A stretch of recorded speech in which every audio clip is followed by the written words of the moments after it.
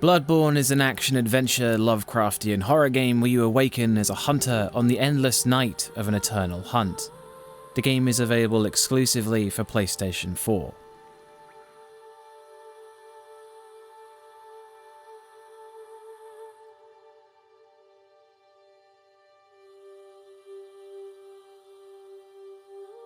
Atmosphere. Bloodborne's atmosphere depends heavily on where you are in the game, with it being able to resonate different feelings for different places. The game opens with the brutal gothic architecture of the decaying city of Yharnam that gives off a feeling of spitefulness with its jutting spikes and slick, blood-soaked streets.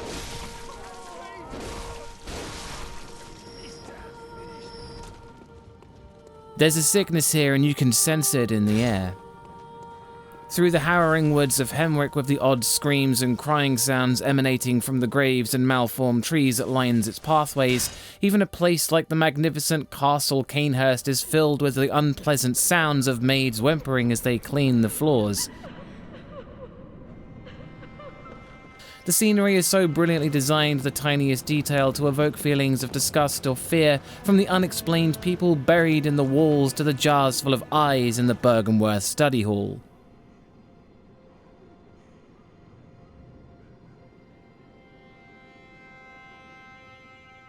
The game also uses its sound design to add layer upon layer to the atmosphere. The loud wind that blows through the game somehow feels evil, and each area is unique in generating something new and strange to the atmosphere to make areas unwelcoming or frightening. The most standout areas of the game are electrifying, like the Upper Cathedral Ward Orphanage with its shrill soundtrack and spooky hallways, but what ultimately makes so many areas the more unsettling to be in is often in the context with understanding what happened in the areas before you arrived in them.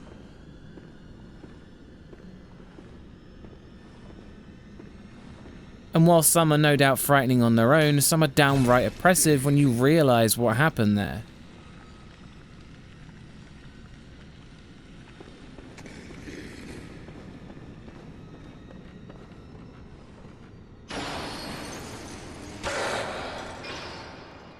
The game also has a rather dim hand lantern to use in particularly dark areas, and with the game's difficulty, it can generate a lot of paranoia to what might be lurking in the darkness.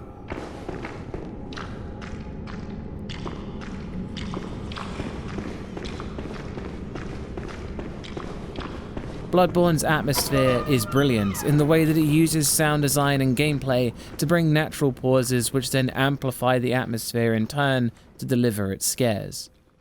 That's one Harry Mason.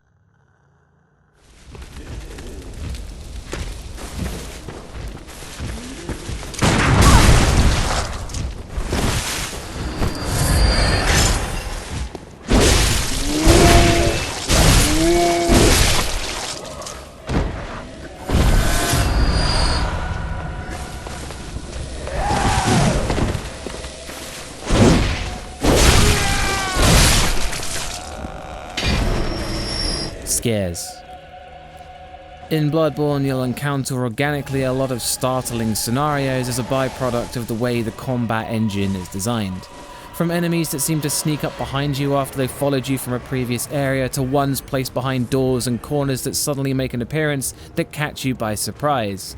Most of the enemy designs are grotesque to being straight up horrifying, and thanks to their unique grab animations, some of them force you into watching something that is just deeply unpleasant, like seeing your hunter's throat slit or having a large tentacle forced into their brain.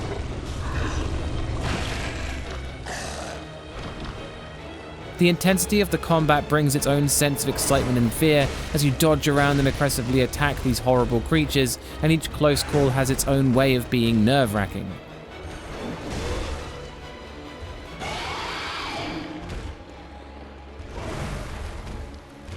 But the true horror of Bloodborne is in its cosmic horror elements, with monsters you can't see being inches away from you if you only had enough insight to sense them, and horrible things you can see that you don't understand.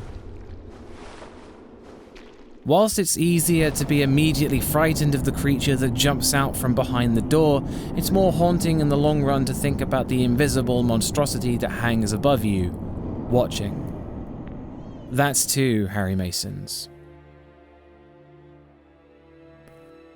Sound design. The soundtrack is phenomenal, from the eerie uncertainty in the melodies that haunt the hunter's dream, to the frantic, menacing, and grand orchestral arrangements that play over the game's many bosses, with some giving off a feeling of ascension to a higher plane, and others resonating a stirring sadness of a long-suffered creature. Bloodborne's soundtrack is one of the finest I've ever heard and complements its gameplay and story perfectly.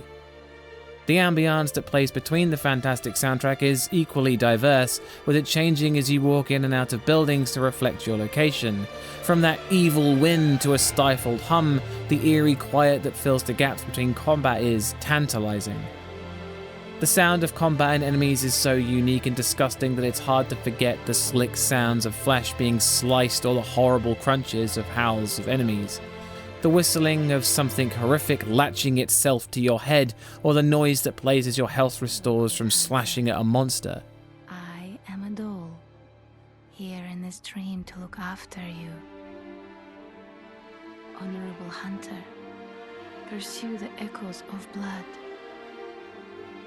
and I will channel them into your strength.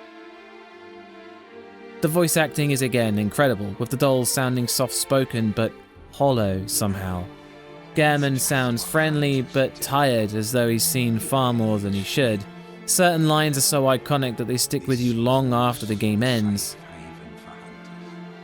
We are born of the blood, made men by the blood, undone by the blood. Our eyes are yet to open. Fear the old blood.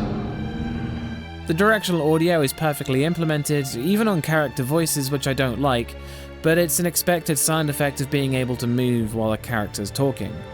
Overall, the sound design is phenomenal, truly incredible work. That's 3 Harry Masons.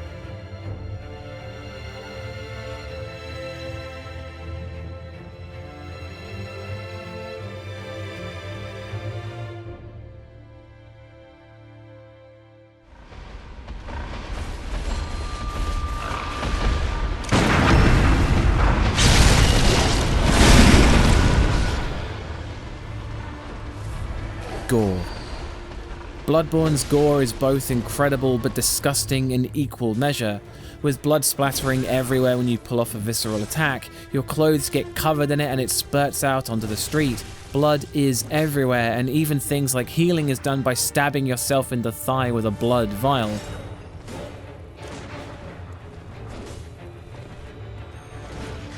The full body horror of the game is about its transformations, and to avoid spoilers, I'm not going to talk about it too much. There are obvious things like the citizens of Yharnam turning into beasts themselves, which the trailer shows in a horrific scene, as some are almost mindless in the way they act, devolving down to their most basic instinct. But like the grab moves you can fall victim to, the body horror is baked into many aspects of the game, whether you're aware of it or not. That's 4 Harry Masons.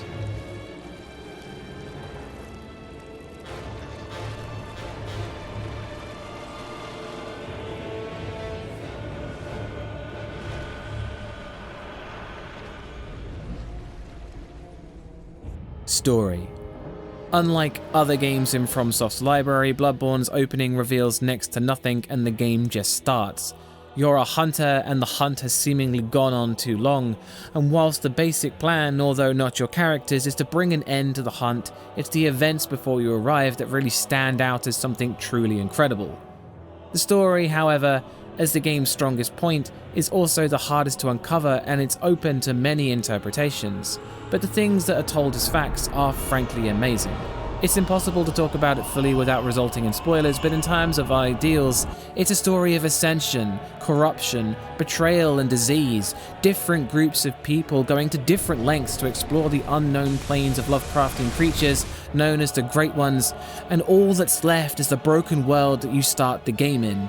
It has its different layers of understanding its story. With the more you know, the more you realize you will never understand, in one of the best ways to convey a cosmic horror story I've ever seen. It's told through item descriptions and environmental storytelling, and while some things speak volumes, others are silent about the things that took place there.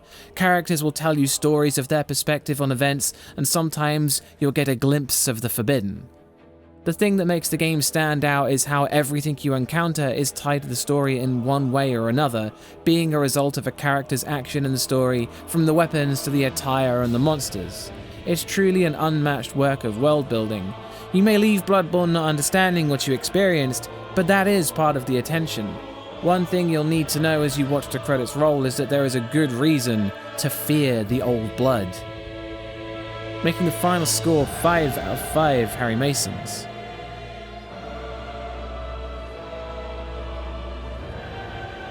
Bloodborne is one of the best games I've ever played, period, and whilst it doesn't consider itself a horror game, it's one of the finest horror games ever made. There's very little room for criticism at something that exceeds this well at what it does.